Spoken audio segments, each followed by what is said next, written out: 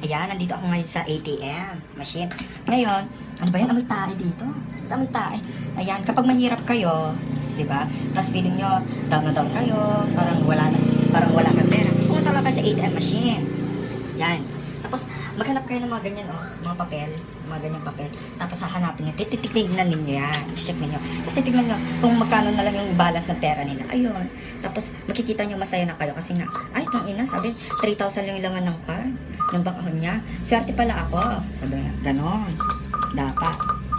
Ano ba yan? Hindi ko kaya baho. Ayan, nandito ako ngayon sa ATM machine. Ganyan. Kapag malungkot kayo, tapos tingin ninyo, ang hirap-hirap ninyo, hindi kayo blessed, ganyan. Pumunta ka sa ATM machine, tapos maghanap kayo ng mga ganito, yung mga papel-papel na lumalabas, ganyan. Tapos titignan ninyo, kapag nakita ninyo ganyan, ay puta ina, sasabihin mo, di ba? Ay shit, 3,000 lang yung laman ng pera niya, mas madami akong pera. Sabi, blessed pala ako. Ganon, dapat. Para maging masaya kayo.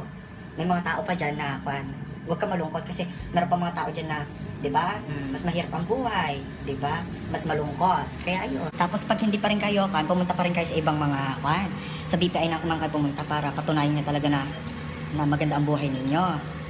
Ayan. So, yan. Lalagyan mo na. Tapos magkalkal kayo sa basurahan, di ba? Titignan nyo pa yung madaming mga balance sila kung may pera talaga sila. Ay, sorry po kuya. Para po sa ako namin to kuya Para sa thesis namin. Ayan. Para po sa ekonomiya ng Pilipinas. Ay, bawal ba mag-video? Sige po. Ayan, sandali. Kukuha lang kami kuya, sandali. Ayan, kukuha tayo din sa basurahan. Ayan. Titingin tayo, parang raffle. Ayan, nakita nyo? 207 pesos lang ang balance niya. Kaya, di ba, ang buhay ay masaya. Diba? Para sa bayan. Kung gusto niyo talaga malaman kung mayaman kayo, tumingin kayo sa basurahan ng ATM. Ganun yun. Sige. Ay. Ayan. Tuloy ang modeling. Diba? Ganon. Ayan, nandito na ako sa bahay. Kaya kayo, wag na kayo umarte. Tingin ninyo sa buhay ninyo, ang hirap-hirap ninyo. Pero may mga tao pa rin dyan.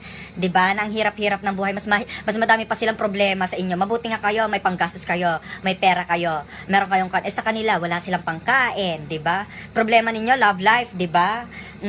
Problemahin nyo muna yung kakainin ninyo araw-araw, yung laman ng ninyo, bill ninyo. Kaya pag malungkot kayo, ayan, pumunta lang kayo para magkaroon kayo ng realization na may mga tao sa